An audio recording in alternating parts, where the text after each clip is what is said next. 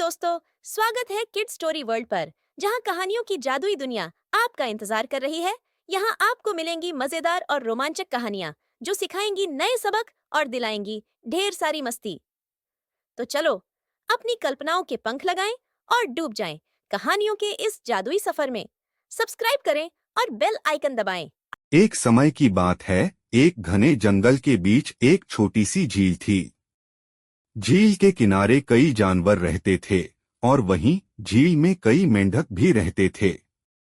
इन मेंढकों में से एक था फुदकू।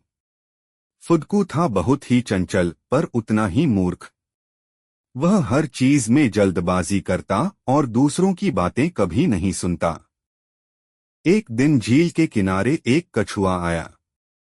वह बहुत बुद्धिमान और शांत स्वभाव का था। कछुए ने मेंढकों से कहा, सुनो दोस्तों, बारिश का मौसम खत्म हो रहा है। झील का पानी धीरे धीरे सूख जाएगा।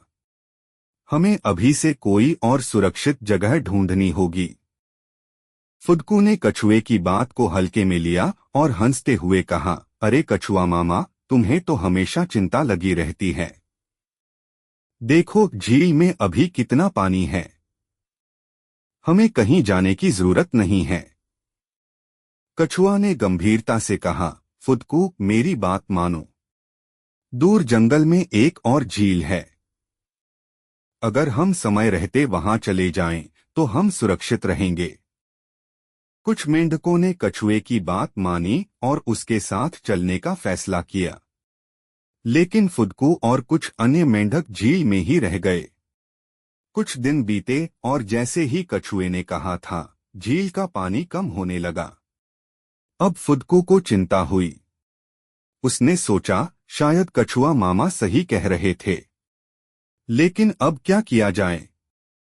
फुदकू ने झील छोड़कर कछुए की बताई हुई झील तक जाने का फैसला किया। लेकिन रास्ता बहुत लंबा और मुश्किल था। फुदकू ने आधे रास्ते में ही थक कर बैठने की कोशिश की।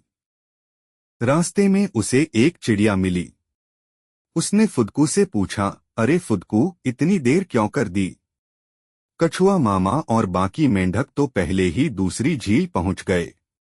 फुदकू ने निराश होकर कहा, मुझे अपनी गलती का एहसास हो गया है। लेकिन अब शायद बहुत देर हो चुकी है। चिड़िया ने उसे हिम्मत दी और कहा, देर हुई है, लेकिन बहुत देर नहीं। अगर तुम अपनी पूरी ताकत लगाकर चलोगे तो अभी भी बच सकते हो।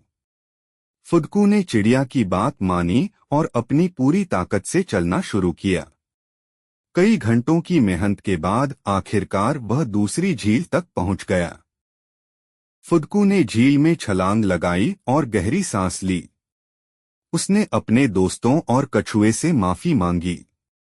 कछुआ मुस्कुराया और कहा, गलतियां हर किसी से होती हैं फुदकू, लेकिन जो अपनी गलती से सीखता है वही बुद्धिमान बनता है।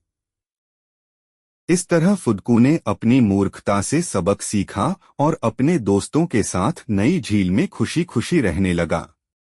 इस कहानी से हमें यह सीख मिलती है कि हमें समझदारों की सलाह को गंभीरता से लेना चाहिए और समय पर सही फैसला करना चाहिए।